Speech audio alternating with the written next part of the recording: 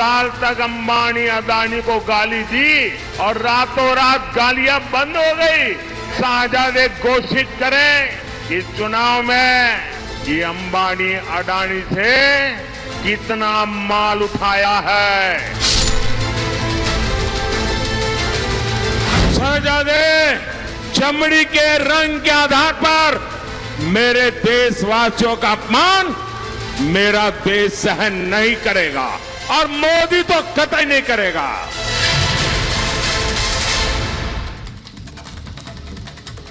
नमस्कार, आपके साथ मैं हूं सुचरिता कुकरेती। आप देख रहे हैं महाभारत। आज हैदराबाद से आपके लेकर आ रही हूं महाभारत हैदराबाद, जो कि हॉट सीट बनी हुई है।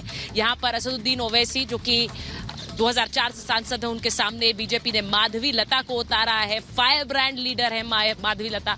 आज माधवी लता से भी बात करूंगी, वो भी आपको बताऊंगी कि अपनी जीत को लेकर कितनी आश्वस्त हैं। कुछ बस मुझे लगता है घंटे बचे हैं, क्योंकि अगले चरण में चुनाव हैदराबाद में होना है। लेकिन आज महाभारत में बात कर रही हूं इसी तेलंगाना से। प्रधानमंत्री नरेंद्र मोदी गरजे हैं। आज प्रधानमंत्री ने गुस्से का इजहार किया है, और उस गुस्से का इजहार इसलिए किया है क्योंकि एक ऐसा बयान आया जो कि भारत के लोगों पर एक तरह से उनके रंग को लेकर, उनके अलग अलग होने को लेकर एक तरह से नस्ल भेदी टिप्पणी थी। प्रधानमंत्री ने उस बयान पर हमला बोला है जो राहुल गांधी के अमेरिका में बैठे सलाहकार सैम पिट्रोडा ने किया। उन्होंने कैसे दक्षिण के लोगों को अफ्रीकन्स तक कह दिया, और भारत में बैठे व्हाइट्स हैं। इस बयान पर प्रधानमंत्री ने कहा, मुझे बहुत गुस्सा आ रहा है, मुझ पर हमला बर्दाश्त है, लेकिन मेरे देशवासियों पर नहीं। लेकिन सिर्फ ये नहीं, प्रधानमंत्री ने आज इसी तेलंगाना से हमला बोला राहुल गांधी पर। क्यों? क्योंकि राहुल गांधी जो अडानी अंबानी कहते थकते नहीं थे, जो उद्योगपतियों की सरकार कहते थे, जो सूट बूट की सरकार कहते थे, वो अब अडानी अंबानी का नाम नहीं ले रहे हैं। प्रधानमंत्री ने आज डंके की चोट पर पूछा कि आखिर अडानी अंबानी के नाम गायब क्यों हो गए हैं। आज उन्हीं बयानों पर महाभारत कर रही हूं, जो बयान प्रधानमंत्री को घेरने के लिए दिए गए। लेकिन क्या प्रधानमंत्री ने विपक्ष की फेंकी उसी गूगली को 6 में तब्दील कर दिया है। आपको सबसे पहले बताती हूं कि प्रधानमंत्री ने किन बयानों का जिक्र किया है। सबसे पहले राहुल गांधी जो लगातार कहते थे कि मोदी जनता के नहीं अडानी अंबानी के लिए काम करते हैं। प्रधानमंत्री ने आज कहा कि रातों रात अडानी अंबानी को गाली देना बंद क्यों कर दिया, कितना पैसा लिया। वहीं एक और बयान जिसको प्रधानमंत्री ने क्या सीधे 6 में उड़ा दिया है। राहुल गांधी कहते थे मोदी संविधान खत्म करना चाहते हैं, जान दे दूंगा, ये होने नहीं दूंगा।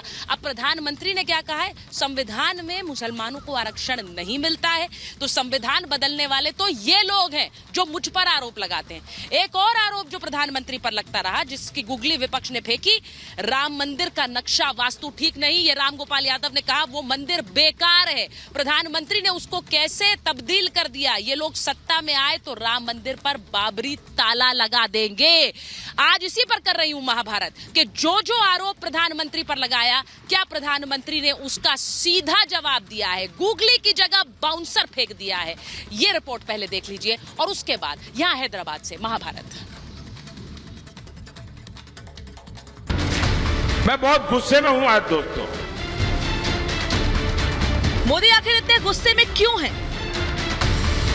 प्रधानमंत्री की इस बात से बहुत नाराज हैं। पीएम के गुस्से की वजह है राहुल की वो टुकड़े टुकड़े मंडली जो देश को कभी क्षेत्र में बांटती है तो कभी भाषाओं में, और अब तो हद कर दी। कांग्रेस नेता सैम पित्रोदा ने भारतीयों को रंगों में बांटकर नस्लीय बयान देकर अपमानित किया, तो मोदी भड़क गए। मैं बहुत गुस्से में हूं आज दोस्तों। शहजादे के फिलोसोफर ने इतनी बड़ी गाली दी है जिसने में गुस्सा भर दिया है। क्या मेरे देश में चमड़ी के रंग के आधार पर लोगों की योग्यता तय होगी? संविधान सर पे लेकर के नाचने वाले लोग चमड़ी के रंग के आधार पर मेरे देशवासियों का अपमान कर रहे हैं। शहजादे, आपको जवाब देना पड़ेगा। चमड़ी के रंग के आधार पर मेरे देशवासियों का अपमान मेरा देश सहन नहीं करेगा, और मोदी तो कतई नहीं करेगा। मोदी ने आज राहुल गांधी और उनकी टोली को उनकी ही चाल में लपेट लिया। तीसरे चरण का चुनाव पूरा हो गया है। विपक्षी आए दिन संविधान, लोकतंत्र, राम मंदिर पर विवादित बयान देते हैं, लेकिन उनके मुखिया राहुल अडानी अंबानी की रट लगाकर मोदी को घेरते रहे हैं। अडानी नाम है, आप जानते हो। अडानी और अंबानी के मित्र, अडानी जी को अंबानी अदानी। राहुल पहले जो नाम जपते थे उस पर अब चुप हैं। ये दावा खुद प्रधानमंत्री ने चुनाव में पहली बार अडानी अंबानी का नाम लेकर किया और राहुल की सीक्रेट डील का खुलासा कर दिया। 5 साल से एक ही माला जपते थे, 5 उद्योगपति। फिर धीरे धीरे कहने लगे अंबानी अडानी। 5 साल तक अंबानी अडानी को गाली दी और रातों रात गालियां बंद हो गई। जरा ये शाहजादे घोषित करें कि इस चुनाव में ये अंबानी अडानी से कितना माल उठाया है, क्या सौदा हुआ है। आपने रातों रात अंबानी अडानी इनको गाली देना बंद कर दिया। अडानी अंबानी के नाम पर राहुल सालों से पॉलिटिक्स कर रहे हैं, वैसे ही जैसे कभी राफेल, जीएसटी और राम मंदिर पर विपक्ष करता रहा है। मगर राहुल के सियासी दावे फुस निकले। क्या ऐसे ही अडानी अंबानी का उनका दांव भी फ्लॉप हो गया? क्योंकि 24 में राहुल की हर गुगली पर मोदी सिक्सर लगाते जा रहे हैं। बस 4 जून को फाइनल नतीजों से पता चल जाएगा किसका बल्ला चला और किसकी गिल्ली उड़ी। Bureau report, Republic Bharat. मेरे साथ आज महाभारत में जो मेहमान जुड़ रहे हैं, परिचय आपसे करा दूं। बीजेपी के राष्ट्रीय प्रवक्ता अजय जी हमारे साथ हैं, वरिष्ठ पत्रकार अवधेश कुमार जी स्टूडियो में हैं, वरुण पुरोहित जी कांग्रेस के नेता हैं, डॉक्टर अजीज खान राष्ट्रीय प्रवक्ता समाजवादी पार्टी हैं। मैं सीधे सबसे पहले अजय जी आपके पास आ रही हूं। अडानी अंबानी उद्योगपतियों की सरकार, सूट बूट की सरकार, न जाने कितने साल ये आरोप राहुल गांधी ने लगाए। आज क्या उन सभी आरोपों पर एक साथ सर्जिकल स्ट्राइक कर दी प्रधानमंत्री ने?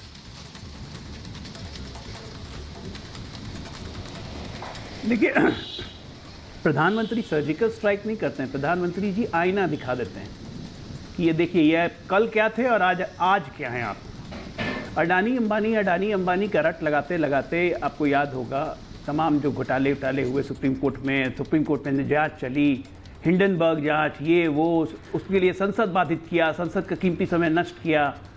आज अचानक इस पूरे चुनाव में, जब से चुनाव शुरू हुए, अडानी अंबानी का नाम नहीं आ रहा है, तो स्वाभाविक है किसी के भी दिमाग में जाएगा। क्योंकि कुछ दिन पहले राहुल गांधी बोल रहे थे कि मेरे पास तो पैसे नहीं है, पैसे ब्लॉक हो गए हैं, एक आदमी का, कार्यकर्ता का ट्रेन का टिकट कटा के उसको कहीं नहीं भेज सकता हूं। अचानक हम देख रहे हैं जब रायबरेली अमेठी में नामांकन हो रहा है तो 2-2 जेट उतर रहे हैं, बहना अलग जेट से, भाई अलग जेट से, माँ अलग जेट से, इतने जेट आ गए। तो प्रधानमंत्री ने पूछा कि भाई डील सार्वजनिक कर दीजिए, कितने रुपए मिले हैं, तो उस पर कुछ बोलेंगे नहीं। सैम पित्रोदा जी अलग मार रहे हैं। आप तो मतलब जो महाराष्ट्र के लोग हैं वो अरब हो गए, जो दक्षिण के लोग हैं वो काले हो गए, जो श्रीनगर दिल्ली पंजाब की तरफ वो गोरे हो गए, बाकी लोग चीनी हो गए, अफ्रीकी भी हो गए। तो हम भारतीय तो कोई रहा ही नहीं, हम लोग तो सब कोई ऐसे हो गए। ये सोच है इनकी इस देश के बारे में। जरा इस तरह की नस्ल भेदी टिप्पणी सैम पित्रोदा जी अमेरिका में करते ना तो 1 मिनट नहीं लगता, जेल जाते, 1 मिनट में जेल जाते। वहाँ इतना कड़ा कानून है। प्रदर्शन अलग होता, मार खाने की नौबत अलग आती, लेकिन अमेरिका में बैठ के भारत के बारे में ऐसी सोच रखेंगे। कांग्रेस के थिंक टैंक है, आइडियोलॉग, टेली क्रांति के जनक सैम पित्रोदा जी, मनमोहन सिंह के एडवाइजर, राजीव गांधी के एडवाइजर और राहुल गांधी के फीडर। क्या सोच है कांग्रेस पार्टी की इस देश को लेके। अफसोस होता है मुझे कि ऐसे राजनीतिक दल ने 65 साल इस देश पे शासन किया। अब समझ में भी आता है कि क्यों 80 के दशकों में, जब चीन के बराबर हमारी जीडीपी थी या चीन की जनसंख्या हमसे ज़्यादा थी, और तब भी हम आगे नहीं बढ़ पाए, चीन आगे बढ़ते चला गया, क्योंकि ऐसे ऐसे लोगों के हाथ में सत्ता थी। इनकी सोच इतनी विभाजनकारी है। आप ये सोचिए सुचिता जी, जो प्रधानमंत्री एक के बाद एक जो सब बात बता रहे हैं, उसका कारण है क्योंकि इनकी सोच को हम जनता के सामने नहीं बताएंगे तो ये हमसे बहुत बड़ी गलती होगी। एक राजनीतिक दल के तहत हमें इनकी सोच को जनता के सामने रखना है। मैनिफेस्टो में आज तक किसी दल ने नहीं लिखा होगा भारत के कि हम मुस्लिम पर्सनल लॉ बोर्ड को मजबूत करेंगे। We will work to strengthen the personal law board. क्या मतलब है ये? किसी राजनीतिक दल को किसी भी धर्म को देखने का चश्मा पहनना चाहिए उसको। ये कहते हैं हम जातीय जनगणना करवाएंगे, उसके बाद हम कास्ट जातीय जनगणना करवाएंगे, उसके बाद हम संपत्ति वितरण करेंगे। अरे भैया, आप संपत्ति वितरण करेंगे, किसकी संपत्ति वितरण करेंगे? इस देश में रक्षा मंत्रालय के बाद सबसे ज्यादा संपत्ति तो वक्फ बोर्ड की है। वक्फ बोर्ड का नाम नहीं लेंगे, उनकी संपत्ति वितरण नहीं करवाएंगे, किसकी संपत्ति आप वितरण करेंगे? अब उसके बाद बोला कि नहीं, इनहेरिटेंस टैक्स से हमारा कोई मतलब नहीं। ये सब सैम पित्रोदा जी की कहानी है। तो ये सब बात अगर एक राजनीतिक दल होने के नाते हम जनता को नहीं बताएंगे कि इनके क्या इंटेंशन है। बगल में समाजवादी पार्टी बैठी हुई है, अजी साहब भी बताएंगे भी आपको जब उनका नंबर आएगा तो, कि भाई वोट जिहाद कैसे करोगे? वोट जिहाद कैसे करोगे यूपी में, बता दो वोट जिहाद कैसे करोगे। देश को जानने का हक है ना भाई, वोट जिहाद क्या होता है, लव जिहाद हमने सुना था, इसी बात से वोट जिहाद कैसे करेंगे सब बताएं जरा। 5% मुसलमानों को आरक्षण कैसे देंगे।